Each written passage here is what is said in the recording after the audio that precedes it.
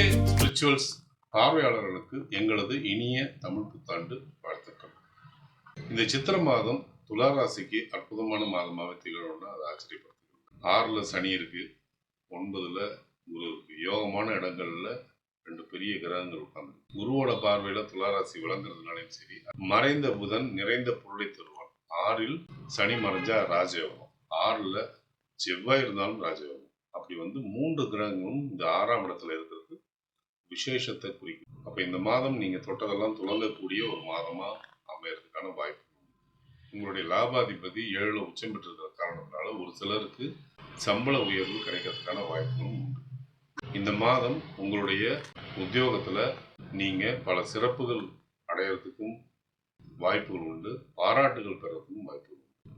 மேலதிகாரிகள் உங்களுக்கு முழு ஆதரவை கொடுப்பாங்க.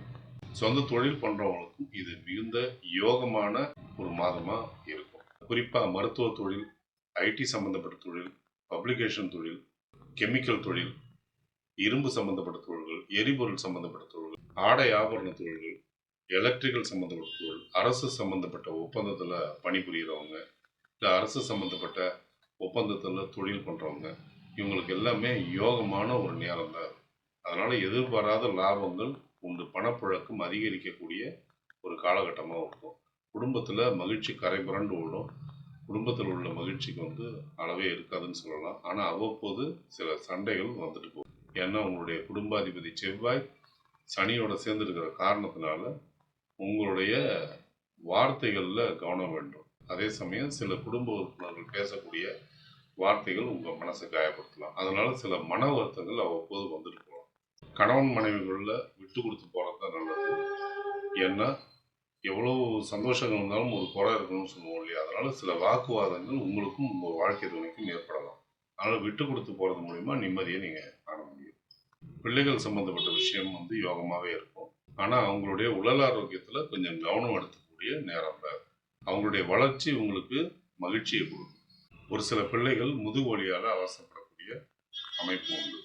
கமிஷன் தொழிலில் ஈடுபட்டவங்களுக்கும் வெளிநாடு சம்பந்தப்பட்ட தொழிலில் ஈடுபட்டவங்களுக்கும் ஆதாயம் அதிகம். அதுவே இந்த மாதத்துடைய சிறப்பு பலனா நீங்க எடுத்துக்கலாம். உங்களுடைய தேக ஆரோக்கியம் வரும்போது வாயு சம்பந்தப்பட்ட தொல்லையும் சம்பந்தமில்லாத எலும்பு வலிகளும் போன்ற ஒரு சிலருக்கு நரம்பு பிரச்சனையால பாதிக்கப்படுவாங்க. இது வாழ்க்கை துணைக்கும் போகும்.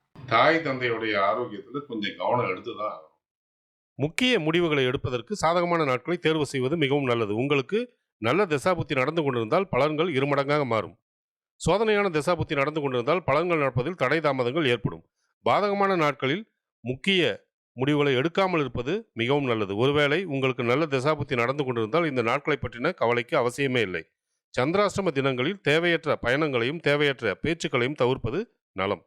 இந்த மாதம் உங்களுடைய நன்மைகளை நீங்க அதிகரிச்சுக்கிறதுக்கும் உங்களுடைய தீமைகளை நீங்க குறைச்சிக்கிறதுக்கும் நீங்க வழிபட வேண்டிய தெய்வங்கள் ராகு கேதுக்கு விசேஷமா திகழக்கூடிய கோயில்களில் உள்ள இறைவனை வணங்குறது உங்களுக்கு மிகுந்த நன்மையை கொடுக்கும். குருவோட ஜீவ சமாதிகளை வணங்குறதும் உங்களுக்கு பெரிய ஆற்றலையும் உண்டு.